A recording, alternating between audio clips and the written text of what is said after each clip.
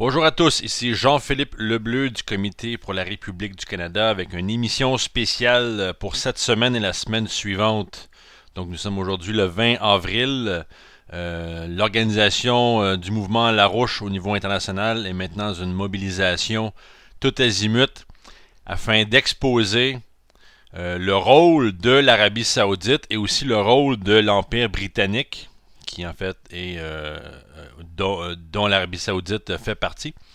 Donc le rôle dans le financement, le parrainage du terrorisme international, notamment les événements du 11 septembre et évidemment la crise mondiale avec État islamique, Al-Qaïda, donc le conflit en Syrie, et évidemment une force terroriste à travers l'Eurasie qui est en train de vraiment détruire les nations, détruire les États-nations de cette région-là et qui en fait menace le monde entier.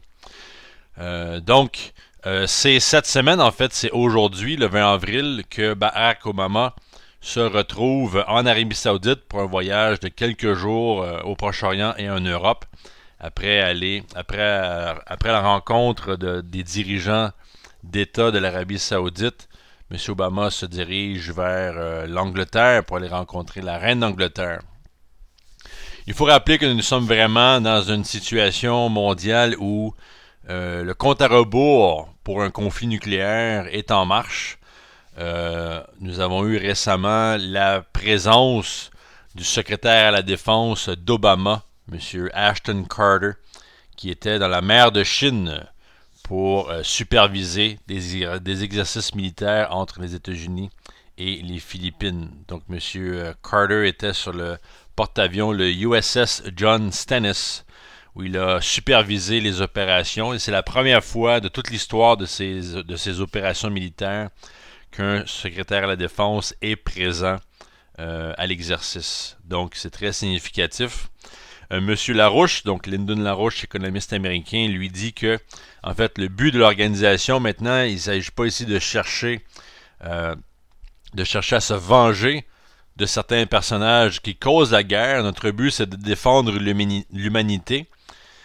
Donc, ce qui veut dire, et on va le discuter aujourd'hui, mettre Obama en fait au chômage le plus vite possible afin de se débarrasser de cette dynamique de guerre, et on parle évidemment de guerre nucléaire. Parce que récemment, et notre organisation, on en parle déjà depuis quelques semaines, les États-Unis se lancent dans des investissements incroyables dans la fabrication d'armes nucléaires portables, donc des armes nucléaires qui vont être utilisées, comme c'est dit par les dirigeants militaires aux États-Unis. Donc une politique sur plusieurs années qui va coûter environ 1000 milliards de dollars dans la création de ces armes nucléaires. Évidemment, on ne vise pas l'Afghanistan avec ça, on vise la Russie, on vise la Chine, et on est dans une situation et beaucoup de politiciens, de gens dans la finance, de gens dans le système oligarchique pensent en fait pouvoir survivre à un conflit nucléaire et jouent en fait avec justement un scénario apocalyptique qui mettrait fin très rapidement à l'humanité en soi. Et dans le but en fait d'arrêter cette dynamique-là, Obama doit quitter, et les récentes, pas les récentes, mais plutôt le récent documentaire produit par l'émission 60 Minutes aux États-Unis sur le poste de télévision CBS a créé beaucoup d'émoi aux États-Unis. Donc un rapport qui en fait expose le fait que Obama et une certaine clique aux États-Unis, en Arabie Saoudite et en Angleterre ont en fait classifié 28 pages d'un rapport sur les événements du 11 septembre, donc un 28 pages qui parle du rôle de l'Arabie Saoudite, de certains de ses représentants, dans le financement, dans la facilitation du 11 septembre et dans la création en général de ces événements qui ont eu lieu à New York et à Washington en septembre 2001.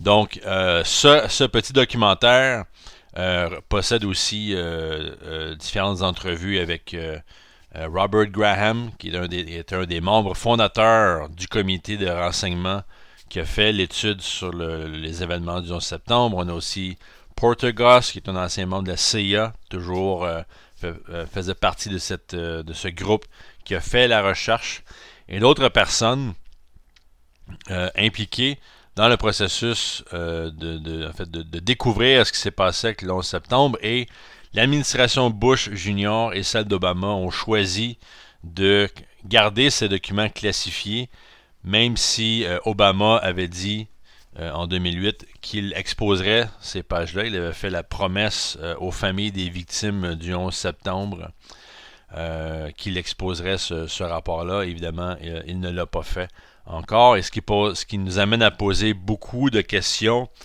c'est-à-dire qu'est-ce qu'Obama va faire dans les prochains jours? Parce que comme on le disait, la pression maintenant est énorme. On a Obama qui, en fait, va devoir discuter de ces 28 pages avec ses collègues saoudiens dans les prochains jours. C'est un sujet très épineux. C'est un sujet sur lequel plusieurs politiciens se sont levés et ont demandé directement à Obama de publier ces pages-là, même de les publier avant sa présence en Arabie Saoudite. Donc, la pression est amenée. Est-ce que ce sera trop tard? On ne le sait pas. Mais elle est là et il faut mettre en fait les bouchées doubles pour que des actions soient prises, qu'on puisse exposer les créateurs de cet événement terroriste-là et en même temps exposer ceux qui financent le terrorisme depuis très longtemps et à l'époque comme aujourd'hui et en même temps exposer un système impérial qui tente maintenant de détruire les nations, que ce soit avec le terrorisme ou évidemment avec un conflit militaire nucléaire et avec des politiques d'austérité fasciste économique où on tente de sauver les banques et on dit en fait que les gens doivent y passer afin de sauver des institutions qu'on pourrait simplement réorganiser. Donc, sur plusieurs points, on a un système impérial qui veut détruire les nations du monde, incluant la destruction des États-Unis en tant que nation.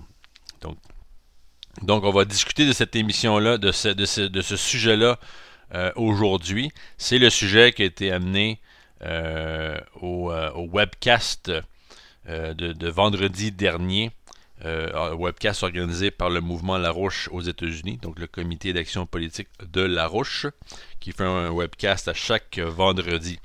Donc, ça vaut la peine de rappeler avant d'entrer dans le vif du sujet que un mois environ avant la publication de ce documentaire de 60 Minutes, le gouvernement saoudien avait fait très clair que si le gouvernement Obama appuyait une des résolutions, une résolution là, au Congrès visant la publication de ces 28 pages sur le 11 septembre, que si Obama appuyait cette loi-là, l'Arabie Saoudite retirerait environ 1000 milliards d'investissements aux États-Unis pour en fait vendre leurs actifs et ainsi forcer les États-Unis à reculer sur le sujet. Évidemment, ce sont des pressions très significatives. On parle entre 750 milliards et 1000 milliards d'actifs américains que les Saoudiens voudraient liquider dans le but de faire des pressions contre cette résolution. L'organisation Larouche, évidemment, parle de ce sujet-là depuis déjà plusieurs années, depuis environ une dizaine d'années en fait. Déjà à l'époque, on parlait de quelque chose qui était bien connu du monde du renseignement, c'est-à-dire en fait un début de consolidation du financement du terrorisme dans le monde avec, on parle vers l'année 1986, de l'accord Al-Yamama, qui est un accord entre la Grande-Bretagne et l'Arabie Saoudite. Donc un accord qui a permis en fait à l'Angleterre de vendre des jets, des avions de chasse à l'Arabie Saoudite en échange de pétrole. Évidemment, le pétrole donné pour les avions de chasse était évidemment beaucoup de valeur supérieure aux avions de chasse et une somme de ce contrat-là a été dirigé dans ce qu'on appelle un slush fund ou en fait un fonds secret qui a été utilisé pour financer le terrorisme à l'échelle internationale, que ce soit le groupe des Moudjahidines, Al-Qaïda et aujourd'hui État islamique. Donc évidemment on parle aussi là, du 11 septembre. Donc les personnages impliqués dans ce contrat étaient à l'époque le prince Bandar bin Sultan et du côté saoudien, et de l'autre côté Margaret Thatcher, donc de l'Angleterre.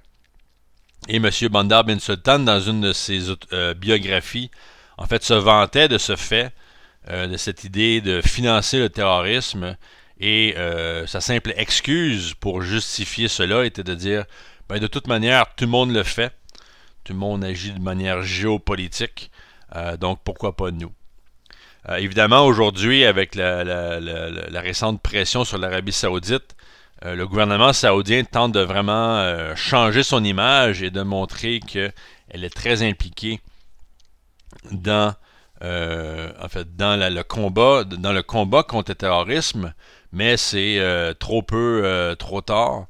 Évidemment, tout le monde parle depuis déjà 1 an ou 2 de l'Arabie saoudite, de son financement du terrorisme, aussi de son appui et de son exportation du wahhabisme, donc de cette faction islamique extrémiste qui est en fait la religion d'État en Arabie saoudite, donc une version violente, une version 18 ans et plus de l'islam, et une version très arriérée par rapport aux libertés individuelles.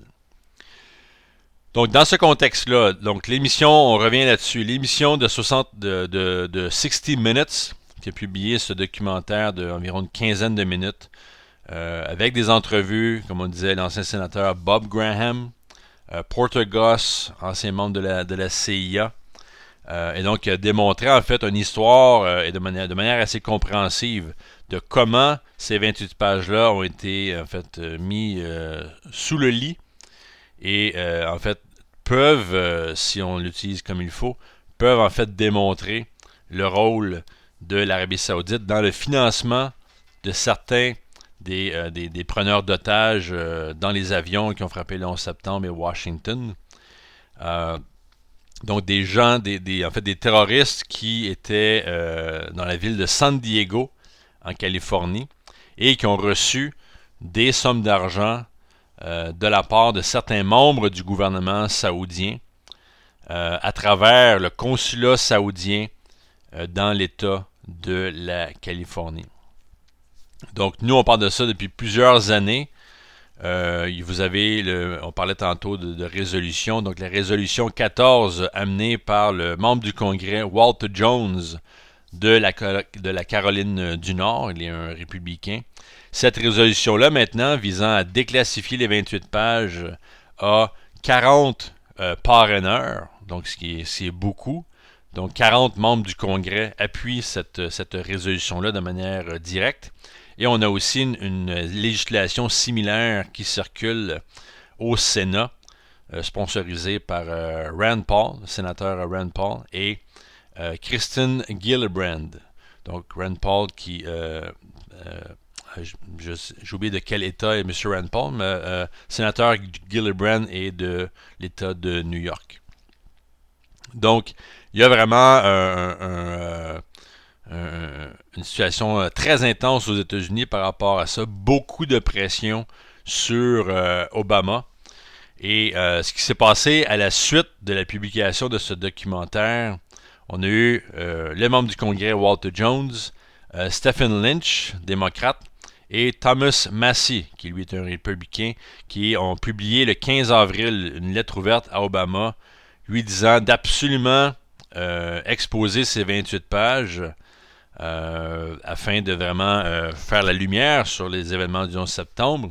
Et par la suite, ces trois mêmes personnes-là ont écrit un communiqué de presse pour vraiment faire connaître à toute la population américaine la nécessité de publier ces 28 pages-là. On a aussi de la part de la leader de la minorité au Congrès, donc Nancy Pelosi, du côté démocrate, qui elle a aussi émis une lettre qui explique qu'à l'époque, elle était pour la classification des 28 pages, mais que maintenant, elle appuyait la déclassification de ce dossier-là. On a aussi l'ancien sénateur du Dakota du Nord, Byron Dorgan, qui lui aussi a fait une lettre similaire, et aussi un des membres du comité du Congrès sur l'enseignement, Devin Nunes. Et aussi une déclaration assez importante et qui met vraiment Obama dans de beaux draps, c'est la déclaration du principal conseiller d'Obama sur la sécurité nationale, un dénommé Ben Rhodes.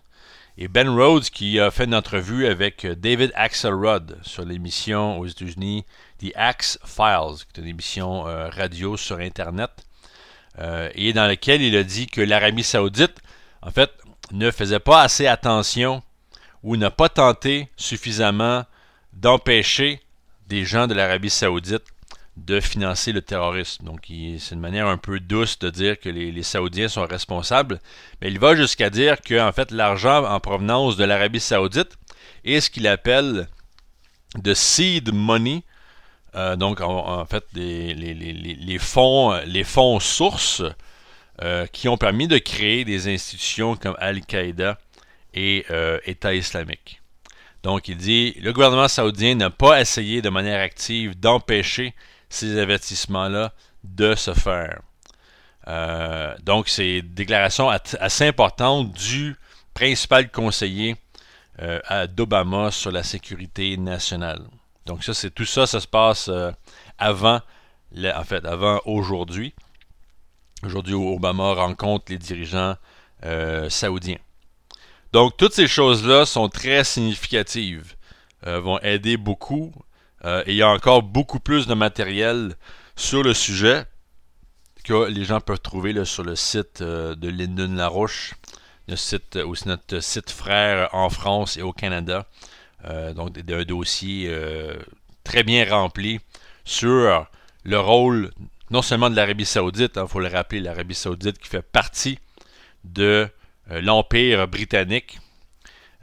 Donc en exposant les Saoudiens et leur rôle dans le 11 septembre, il faut aussi exposer le rôle de la Grande-Bretagne et de cet empire monarchique financière qui réside à la City de Londres et à Buckingham. Donc, durant le webcast avec M. Jeff Steinberg qui a eu lieu vendredi dernier, il y avait une question institutionnelle posée à M. Larouche, comme quoi certaines personnes aux États-Unis veulent en fait créer des législations qui vont permettre d'empêcher ou de limiter surtout des ventes d'armes américaines en Arabie Saoudite, sachant justement le fait que ces armes-là circulent en fait dans des mains terroristes. Et aussi en fait le rôle de l'Arabie Saoudite dans le conflit au Yémen, cette espèce de guerre civile où le Yémen se fait bombarder depuis déjà quelques temps par l'Arabie Saoudite qui prétexte en fait que l'Iran voudrait utiliser le Yémen contre l'Arabie Saoudite. Mais en fait, ce qui se passe là-bas, c'est qu'on a une guerre contre le terrorisme qui aurait dû être gagnée par le Yémen, mais l'Arabie Saoudite est intervenue et en fait a retourné le Yémen à l'âge de pierre. Donc, cette question institutionnelle est un peu limitée, évidemment, comme le dit Jeff Steinberg. Donc, il faut comprendre que l'Arabie Saoudite est là pour créer la déstabilisation au cœur de l'Eurasie, quitte à créer un génocide. Et c'est vraiment ce qu'ils sont en train de faire au Yémen. Donc, les Saoudiens font partie de ce système de l'Empire britannique. Et c'est ce système-là qui, en fait, est en charge de la présidence américaine depuis les 15 dernières années. Donc, les mandats de Bush Jr. et de Barack Obama. Et la raison pour laquelle l'enjeu des 28 pages sur le 11 septembre est si important est parce que cela pourrait exposer, en fait, la faction traîtresse américaine qui, en fait, a empêché le peuple américain et les familles des victimes de connaître la vérité. Et ainsi, en fait, caché toute une opération impériale dans le but de déstabiliser les nations à travers le monde, y compris les États-Unis. Et pendant 15 ans, on se fait dire, en fait, les Américains et tout le monde se faisait dire que les États-Unis avaient une relation spéciale avec l'Arabie Saoudite et qu'il fallait privilégier cela. Mais évidemment, depuis la dernière semaine, tout ça est remis en cause et pour une bonne chose. Maintenant, aujourd'hui, Obama est à Riyad, la capitale de l'Arabie Saoudite, où il a rencontré le roi saoudien. Il va rencontrer d'autres dirigeants avant de s'en retourner voir les vrais dirigeants de l'Empire britannique et donc aller prendre le thé avec la reine d'Angleterre. Donc, ce que M. Larouche dit, c'est ça, c'est que depuis les premiers balbutiements de la présidence américaine, les gens pensaient avoir changé le monde en votant pour Obama, mais en fait, on a réinstallé l'appareil de l'Empire britannique aux États-Unis sous différentes étiquettes, une étiquette démocrate. Donc George Bush, George Bush ou Obama, c'est la même chose de ce point de vue-là.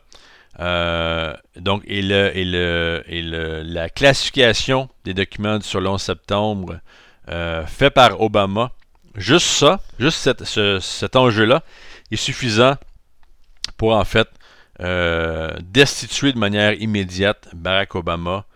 Et donc Obama, avec certaines factions là, évidemment du FBI, ce sont eux qui ont caché les faits sur le 11 septembre.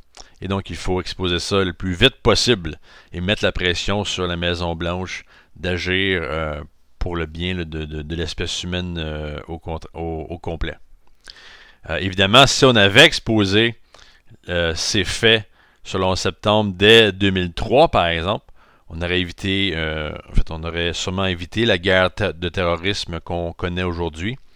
Les événements terroristes, par exemple, qui ont frappé la France à 2 reprises dans les derniers mois, ne se seraient pas produits parce qu'on aurait pu justement découvrir un réseau de renseignement, un réseau de financement du terrorisme et en fait détruire ce réseau-là. Et la question que le mouvement Larouche a posée depuis déjà très longtemps, c'est en fait pourquoi est-ce que cet appui tacite envers les djihadistes à travers le monde? Pourquoi est-ce que, par exemple, le gouvernement britannique non seulement donne de l'appui logistique à ces groupes-là, mais pourquoi est-ce qu'elle sert un peu de terre promise à des groupes djihadistes qui vont là-bas, en fait, pour se protéger, pour ramasser des fonds à la télévision, etc. Donc, c'est assez grave.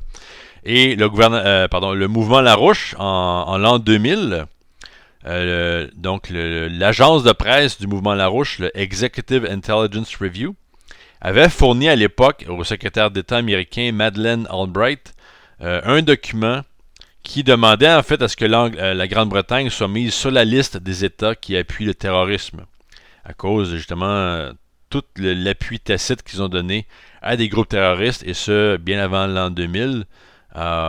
Donc ça c'était 1 an avant les attaques du 11 septembre et quelques mois, donc au mois de janvier 2001, on a eu M. Larouche qui a fait sa fameuse déclaration comme quoi, vu la situation économique mondiale, et vu aussi, à l'époque, on parlait de la campagne présidentielle de George Bush Jr. contre Al Gore, et M. Larouche disait, peu importe qui sera le président, parce qu'à l'époque, il y a eu certaines... en fait, les élections avaient pris un peu plus de temps que prévu.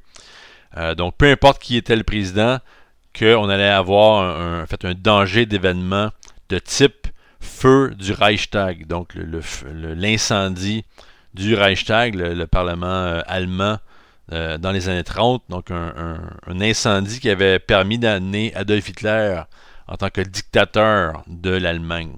Donc, en fait, Larouche disait qu'on allait avoir un événement similaire dans notre avenir prochain. Ça a pris quelques mois avec le 11 septembre où là, il fallait faire la guerre à tout le monde et il fallait renverser les libertés habituelles dans le but de combattre le terrorisme.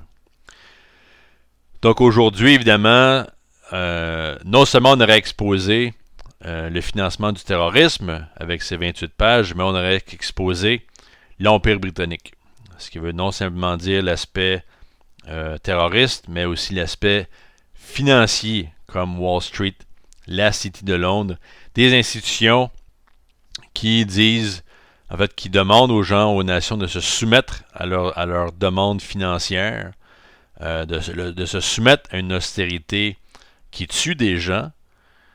Sinon, eh bien, c'est la guerre. Donc, le choix est, évidemment, dans les deux cas, le choix est suicidaire. Donc, on a eu plusieurs figures importantes. On les a mentionnées tantôt. Bob Graham. On a eu John Lehman aussi, ancien secrétaire à la marine. Porter Goss, qui ont été interviewés dans ce rapport-là. Donc, le rapport des 28 pages. Et ce qui s'ajoute à ce rapport des 28 pages, on en a entendu parler dans les médias, c'est les fameux Panama Papers. Donc, le rapport du Panama. Ce rapport qui avait été publié et qui révélait en fait le rôle de plusieurs personnes impliquées dans non seulement les paradis fiscaux, et il faut le rappeler, les paradis fiscaux des îles Vierges, les paradis fiscaux des îles Caïmans, tout cela appartient au Royaume-Uni. Donc un rapport qui a fait plusieurs victimes déjà. On parlait du premier ministre de l'Islande, le premier ministre de la Grande-Bretagne, David Cameron était aussi là-dedans. On a tenté, il y a des gens qui ont tenté d'associer ce rapport-là avec Vladimir Poutine, mais évidemment ça n'a pas marché, parce qu'il n'y a vraiment aucune preuve du rôle de Poutine dans ces paradis fiscaux. Et en fait, ce qu'il y a de bien avec ce rapport du Panama, c'est en fait que cela expose l'empire très vaste en fait, du paradis fiscal, mais aussi du blanchiment de l'argent de la drogue et en fait de plusieurs crimes du point de vue d'évasion financière, d'évasion fiscale, et que tout ça en fait est chapeauté par la City de Londres et Wall Street. Donc, oubliez l'idée de simplement blâmer la personne qui met de l'argent de côté dans des paradis fiscaux. Le point qu'il faut soulever, c'est de demander, en fait, pourquoi est-ce que cela existe? Pourquoi est-ce qu'il y aurait des paradis fiscaux? Pourquoi est-ce que des banques seraient impliquées dans le blanchiment de l'argent de la drogue? Donc, vous avez affaire, en fait, à un système qui ressemble très fortement, en fait, à la base mondiale pour le crime organisé à l'échelle internationale. Donc, avec ces deux documents-là, évidemment, on démontre que non seulement la nature de l'Empire britannique, mais aussi le fait que cet empire-là est complètement... elle est finie. C'est un empire qui va disparaître et il s'agit de décider si cet empire va faire disparaître tout le monde avec elle ou si on sera assez courageux pour renverser le système. Donc, l'empire britannique financier est fini et condamné. Les gens de la Banque mondiale, du FMI, qui auront des meetings bientôt à Washington, ces gens-là ne vont absolument rien faire pour changer la donne, changer la nature de ce système. Et c'est là où ça nous prend des gens qui vont faire le travail. Évidemment, si aux États-Unis ou en Angleterre ou au Canada, on avait des vrais leaders, des gens de la trempe de Franklin Roosevelt aux États-Unis, Charles de Gaulle ou Konrad Adenauer en Europe, la situation serait tout à fait différente. On aurait des gens qui auraient été capables de retourner les nations dans un système de développement positif, comme ce que la Chine est en train de faire avec les nations du BRICS en général, donc la Russie, l'Inde, le Brésil et l'Afrique du Sud. On aurait des grands projets à annoncer, le financement de ces grands projets-là par des institutions gouvernementales et aussi un grand développement au niveau scientifique, incluant le programme spatial, développement de l'énergie nucléaire, etc. Mais aujourd'hui, il n'y a aucun leadership en provenance de l'Occident. En fait, le leadership est complètement mort et où est en fait a tellement peur de de dire quelque chose qui risque d'être mal compris, que le leadership se tait. Mais heureusement, dans certains moments, comme avec la publication de ce rapport sur les 28 pages, on a des gens qui sortent de l'ombre un peu et qui finalement font preuve de courage. Donc il ne faut pas abandonner, mais il faut bien comprendre. L'Empire britannique est condamné. Cet empire-là est en train de disparaître et il faut l'aider à disparaître au plus vite possible avant que celle-ci nous entraîne tous dans un système, justement, dans un effondrement complet. Donc, c'est à ça que va servir la publication des 28 pages. Donc, la publication des 28 pages sur le rapport du 11 septembre, c'est plus qu'une question de simplement exposer les racines du terrorisme, mais c'est d'exposer, en fait, l'Empire britannique dans son entièreté. Et Obama doit agir là-dessus. Est-ce qu'il va le faire? On ne le sait pas. On sait que la pression est très forte maintenant. Obama, qui de toute manière, sa carrière politique est terminée, qu'il publie ou non le rapport. Donc ça va dépendre de nous, ça va dépendre de gens très sérieux aux États-Unis ou ailleurs, de permettre la publication de ces pages-là. Il y a beaucoup de gens aux États-Unis qui ont dit qu'Obama ne pourrait pas partir parce que c'est pas très pratique, il reste seulement quelques mois à sa présidence, pourquoi ne pas simplement attendre? Mais en fait, il y a des gens qui, quand Obama a reçu son deuxième terme, donc en 2012, qui savaient très bien qu'Obama serait catastrophique, et ils ont dit la même chose, ils ont dit « Ah, il sera seulement là pour 4 ans.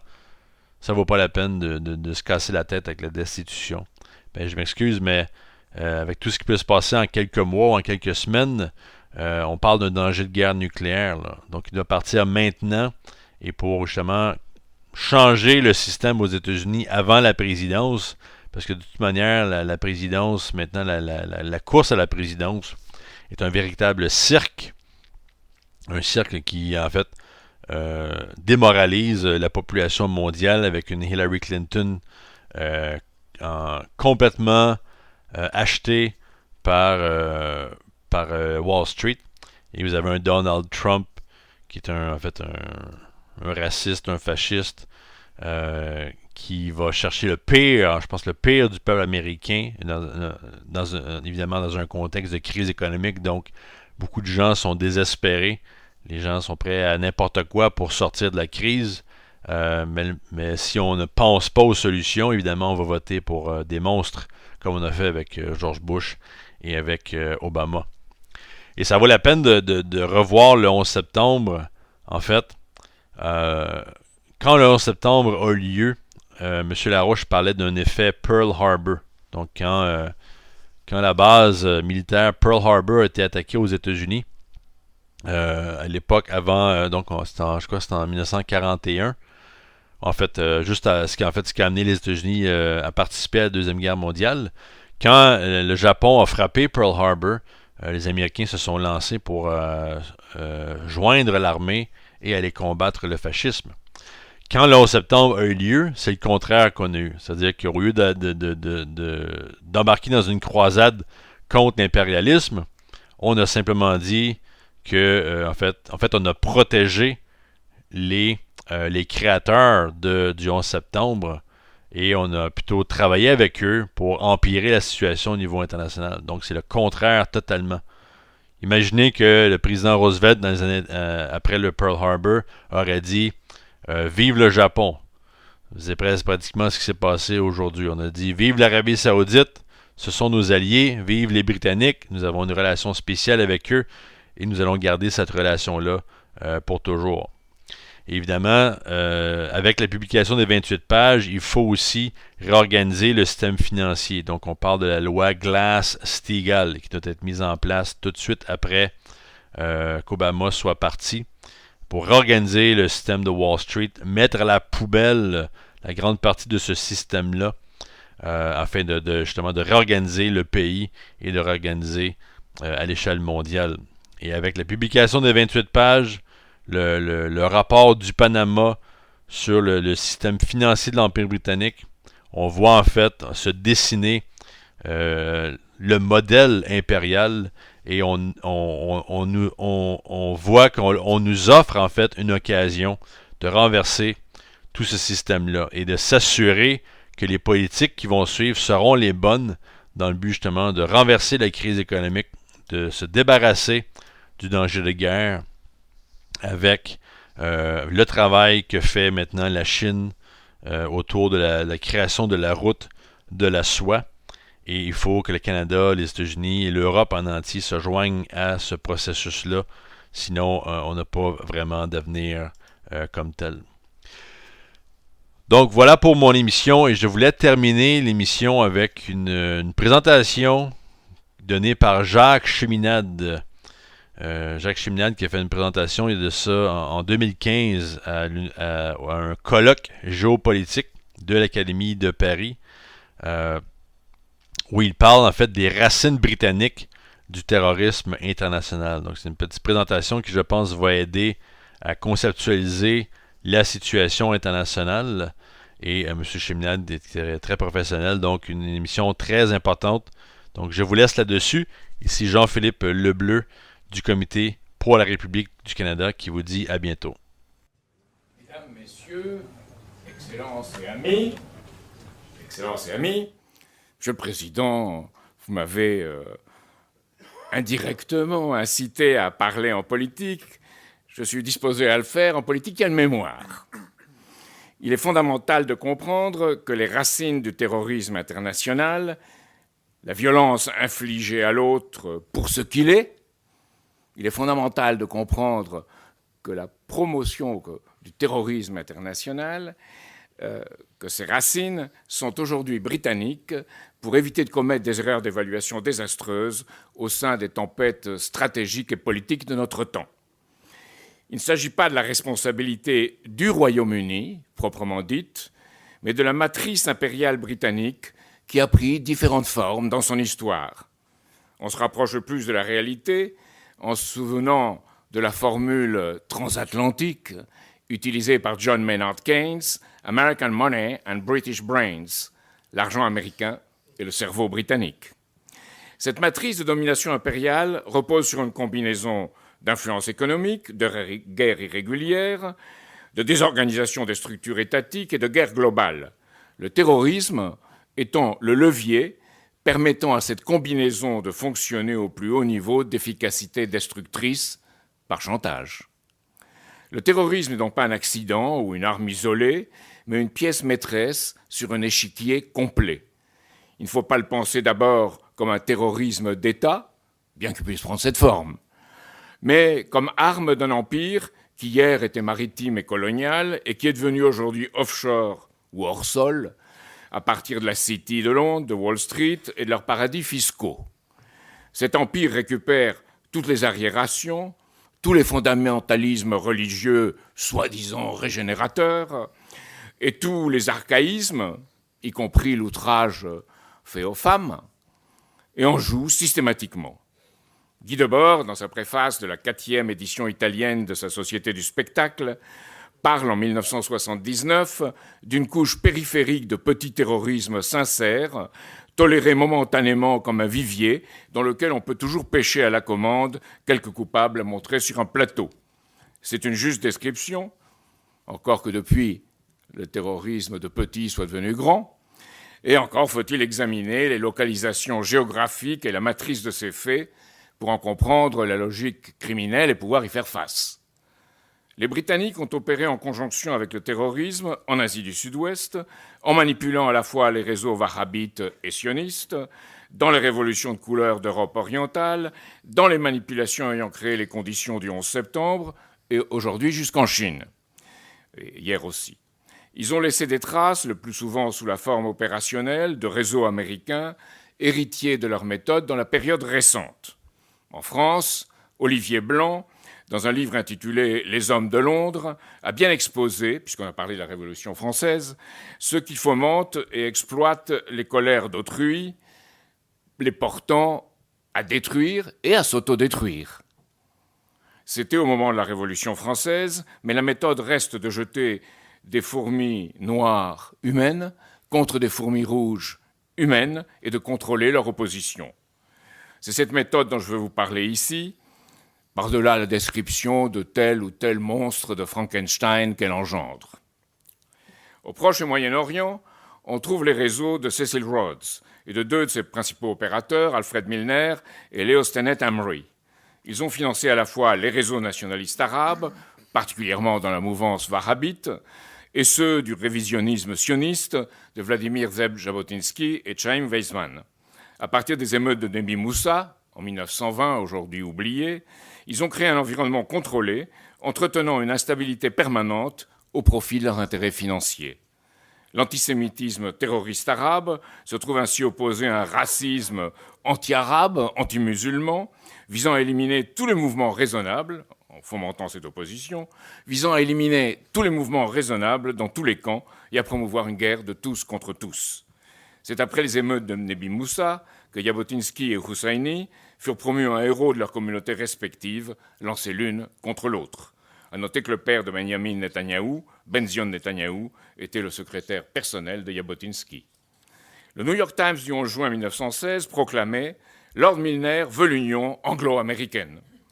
Il est essentiel de comprendre que cette union vise à détruire les fondements de tout État-nation, y compris des États-Unis et de la Grande-Bretagne, pour les placer sous la tutelle permanente d'un mondialisme financier et de services de renseignement, échappant à tout contrôle judiciaire de leurs activités. Emory, par exemple, réservait ses plus virulentes critiques à Sumner Welles, le sous-secrétaire d'État de Franklin Delano Roosevelt, qui partageait avec son président le rejet des méthodes de l'Empire britannique. Dans ce journal, Emory note, le 26 juillet 1928, « Notre objectif ultime est clairement de faire de la Palestine un centre d'influence occidentale en utilisant les Juifs, comme nous l'avons fait auparavant avec les Écossais, pour promouvoir l'idéal britannique à travers tout le Moyen-Orient et non pour établir une enclave orientale artificielle des Hébreux dans une région orientale. » C'est ainsi qu'Emery et Weizmann créèrent la Légion juive, dont Jabotinsky fut le porte-parole et l'organisateur. Quant à un autre opérateur sur le terrain, John Henry Patterson, il participa à l'organisation des camps du Bétar en Palestine et dans l'État de New York aux États-Unis. Ce sont ces milieux qui engendrèrent l'Irgun et ses activités terroristes. Lors de la troisième conférence révisionniste internationale, car c'était des sionistes révisionnistes, il faut bien le voir, qui se tint à Vienne en 1928, Jabotinsky soutint la résolution, déclarant, je cite, qu'il n'y a aucune contradiction entre une Palestine juive et un éventuel statut de dominion du Commonwealth britannique. Évidemment, cela ne se fit pas, mais l'influence demeura. Il faut bien comprendre que cette politique ne découle pas d'un attachement au peuple juif, ni même à l'État d'Israël, mais la volonté de diviser pour régner en créant une situation d'affrontement permanent. Preuve en est que ces mêmes intérêts impériaux alimentèrent les monarchies saoudiennes et du Golfe Persique, ainsi que leur émanation terroriste, parrainée et financée par des institutions dites charitables du monde musulman ou par certaines grandes familles. On connaît aujourd'hui l'implication du prince Bandar, ça a été dit, dans le financement de certains des opérateurs du 11 septembre. Les fonds résultant du contrat saoudien Al-Yamama, armes contre pétrole avec BAE Systems, les fonds ont été placés hors de tout contrôle sur des marchés de hedge funds des îles Caïmans, dont je rappelle les billets de banque sont à l'effigie de la reine d'Angleterre et l'hymne national God Save the Queen. William Simpson, dans son ouvrage intitulé Le Prince, histoire secrète du membre d'une famille royale le plus intrigant au monde, rapporte que Bandar pouvait se présenter avec un panache sans pareil au 10 Downing Street, ayant également accès à Margaret Thatcher, John Major et Tony Blair. On parle bien ici du manipulateur du terrorisme islamique. Aujourd'hui, certaines banques turques, pour répondre à la question qui a été posée, se servent de centres financiers à l'État islamique. Ces établissements procédant à des transferts de fonds de donateurs privés du Golfe ou d'argent du pétrole, en utilisant les services de banques britanniques au passage. Par exemple, depuis une banque saoudienne, l'argent est transféré sur un compte commun dit insoupçonnable en Grande-Bretagne, reversé au profit d'une société commerciale fictive en Turquie, parlons de la Turquie, avant d'être livré en liquide aux terroristes à la frontière entre la Turquie et la Syrie. Les révolutions de couleur, dégénérant en violence fasciste, dont on a parlé tout à l'heure, comme en Ukraine, s'inspirent des conceptions de Gene Sharp, reprises et appliquées par Adam Roberts et Timothy Garton, tous associés à l'université de Oxford, comme l'était Emory au Balliol College.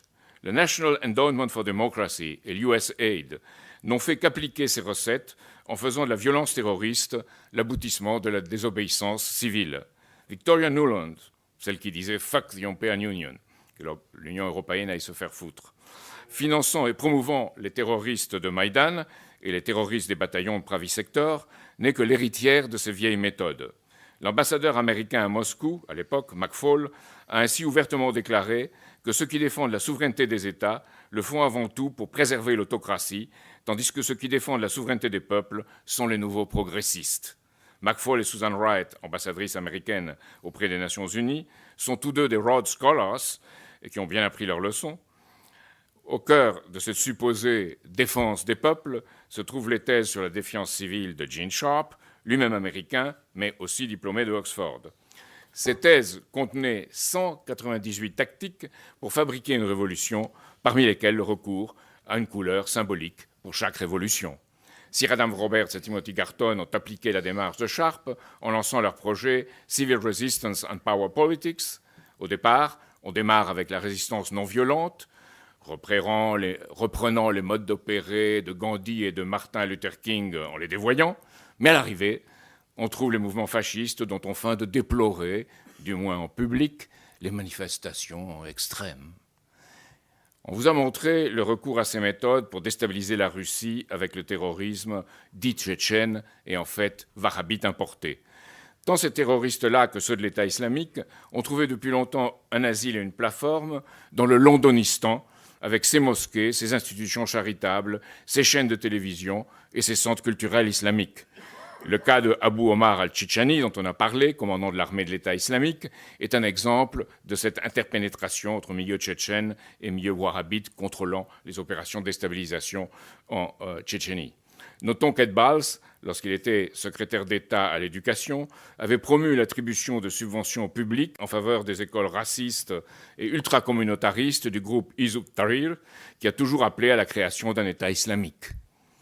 Nos services français, d'ailleurs, ont longtemps protesté contre cette curieuse tolérance manifestée dans le Londonistan. Enfin, et je crois que c'est le plus important, c'est au Tavistock Institute de Londres que se situe le centre des opérations de contrôle et de manipulation psychologique permettant d'étudier et au besoin de promouvoir le comportement des terroristes, entre guillemets. Il faut ici éviter de tomber dans deux écueils, le charybde de l'angélisme et le scylla du conspirationnisme. Le premier institut du Tavistock, du nom du Tavistock Square de Londres, a été créé en 1921. Son premier objectif était d'étudier les traumatismes de guerre subis par les soldats britanniques ayant survécu à la Première Guerre mondiale. Il s'agissait d'identifier, selon des critères scientifiques, le seuil de rupture de la résistance d'un être humain à des sollicitations extrêmes.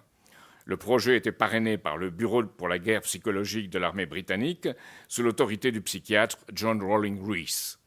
L'arrivée en 1932 de Kurt Lewin, qui fut aussi le fondateur de la clinique psychologique de Harvard, marqua l'introduction des méthodes de dynamique de groupe, c'est-à-dire les techniques de manipulation de l'individu insérées dans un groupe visant à lui faire acquérir certains types de comportements. Avec Rees, Lewin étudia les effets des bombardements sur la population civile en Allemagne pendant la Seconde Guerre mondiale. Il se spécialisa dans les études de programmation et de déprogrammation avant de passer aux travaux pratiques. Selon lui, il est possible d'imposer à une population ou à des individus adultes un état émotionnel comparable à celui d'enfants névrosés. La tentation fut grande à partir de là de franchir le seuil et de créer l'environnement qui brise les résistances psychologiques des individus pour les amener à accomplir les tâches qu'autrement ils auraient rejetées. Alors, vous me direz que ceux qui vont faire le terrorisme ou la guerre au Proche et Moyen-Orient aujourd'hui, français, n'ont pas subi tout cela. Mais ils ont subi, à travers tout ce qui est transmis par Internet, par les médias, et qui les manipulent, les conséquences de tout cela. Ce freudisme dévoyé par les conditions barbares de la guerre, des deux guerres, s'étendit à l'occasion de la guerre froide. La deuxième version du Tavistock Institute fut lancée en 1947 sous le nom de Tavistock Institute for Human Relations, pour les relations humaines, avec l'assistance financière de la Fondation Rockefeller et l'échange d'experts anglais et américains. John Rawling Rees, soutenu par Alan Dulles, y joua, fort de son expérience précédente, un rôle moteur. Les méthodes de bourrage de crâne à des fins politiques s'y développèrent avec l'étude des changements comportementaux subis par les prisonniers de guerre américains en Corée du Nord. À partir de là, Ce freudisme dévoyé s'étendit à toutes les agences anglaises et américaines de renseignement pour y former les idiots utiles des opérations terroristes. Le moyen était de jouer sur les terreurs identitaires, on voit le cas en France aujourd'hui et en Angleterre, le but de diviser pour régner. Ainsi, on étudie à la Harvard Psychology Clinic comment créer les conditions pour faire émerger un chef et créer un effet d'accoutumance pour le suivre. Le refus d'aller au bout des enquêtes sur divers assassinats ou tentatives d'assassinat aux États-Unis même, s'explique ainsi par la volonté de protéger ses sources. Beaucoup ne voient que le côté émergé de l'iceberg américain, sans discerner, en fin de compte, la matrice impériale britannique qui se trouve derrière. Ainsi, la Rand Research and Development Corporation est une émanation parmi d'autres des conceptions du Tavistock, tout comme la Sloan School au MIT ou le Centre pour les études stratégiques et intellectuelles de Georgetown. Cela ne signifie pas, bien entendu, un contrôle mécanique, mais un partage des mêmes conceptions de guerre psychologique. On pourra rétorquer que le maoïsme en Chine, le KGB, le Mossad ou l'activité de notre bureau d'action psychologique pendant la guerre d'Algérie jouaient un rôle ou jouent encore un rôle pour certains analogues. Cependant, pour comprendre le fait même du terrorisme, il faut en voir la forme moderne la plus accomplie, celle que je viens de vous décrire. Si l'on ne veut pas faire trop d'efforts, la lecture de l'agent secret de Joseph Conrad constituera une initiation utile. Je conclurai en disant que tant nous n'aurons pas mis fin à cette conception de l'être humain, un être humain considéré comme défini par ses perceptions et soumis à des expériences manipulatrices, nous n'aurons pas mis fin au terrorisme. Et les fourmis rouges continueront à se jeter sur les fourmis noires sans que l'on puisse retrouver un vouloir vivre en commun dans la détente, l'entente et la coopération. Espérons que les pays des BRICS, vous savez, c'est le Brésil, la Russie, l'Inde, la Chine et l'Afrique du Sud, mais aujourd'hui, ils ont rejoint l'Argentine. On parle des BRICS aussi, c'est-à-dire l'Indonésie et l'Iran. Que tous ces pays ouvrent la voie vers ce vouloir vivre et que nous serons capables d'en devenir partenaires. La clé est, je pense, celle d'États-nations voués aux intérêts communs de l'humanité contre toutes les oligarchies impériales. Nos pays européens, trop soumis, doivent en être libérés, y compris la Grande-Bretagne, et j'ajouterai la France. Merci. Laissez-moi finir sur cette espérance, car c'est une espérance qui est ardente et urgente.